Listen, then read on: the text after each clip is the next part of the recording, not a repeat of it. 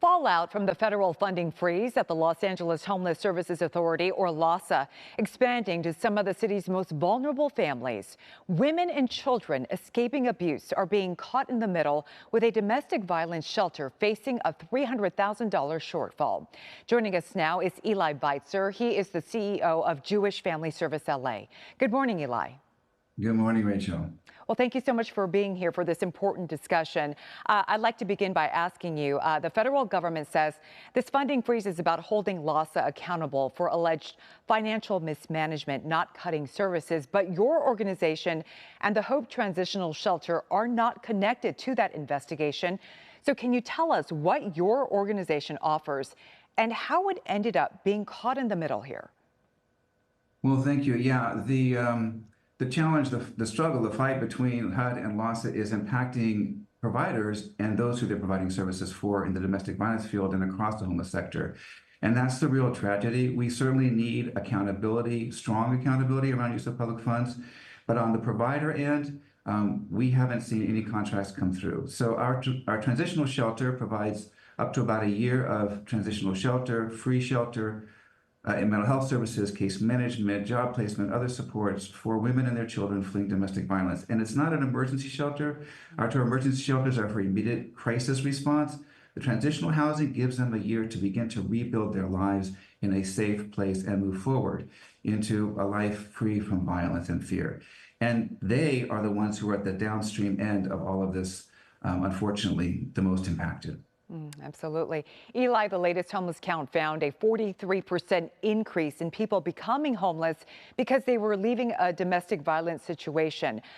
Is that a sign domestic violence is becoming more prevalent, or are housing costs making it harder for survivors to leave those abusive situations?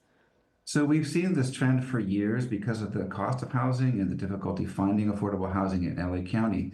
Many times women are not leaving violent situations because they're afraid that they're going to end up on the street. So when they come into emergency shelter, they may be in a much more precarious, dangerous situation.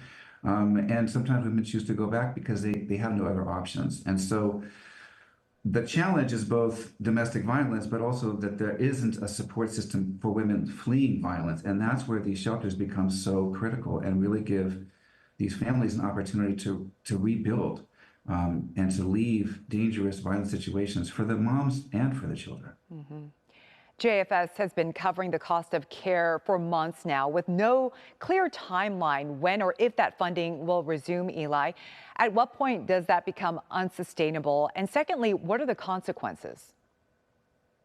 Well, we have a contingency fund for these kinds of situations because they do come up, and we want to make sure that we can continue services to those who are currently being served. Ultimately, if there is no government funding coming down the pike, we won't be able to continue services in the long run. We aren't putting anybody on the street. We won't put anybody on the street. We want to make sure that those who are in our shelter, it's 12 women, 25 children, these families are relying on this support to be able to rebuild a life, and we aren't going to slacken that conviction at all. Eli, unfortunately, this has become highly political, with the Trump administration arguing LAHSA needs sweeping reforms and local leaders warning vulnerable people are paying the price. From your perspective, what does accountability actually look like? And then can we fix the system without disrupting the services you provide? So I think that last point is the most critical. We have to keep focused on those who need these services. They do need these services. Their lives are dependent on these services. And we have to start there. How do we fix the system and ensure that those who really rely on it have the care and supports that they need? And from there, build forward.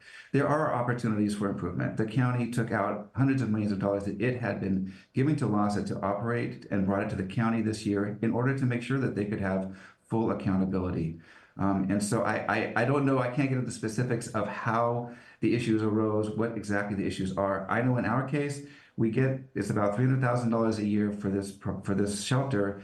And, we are using it, we're documenting it, we're supporting, providing all that information. I can't speak for others. But the main thing, in my view, is the people who are impacted by this.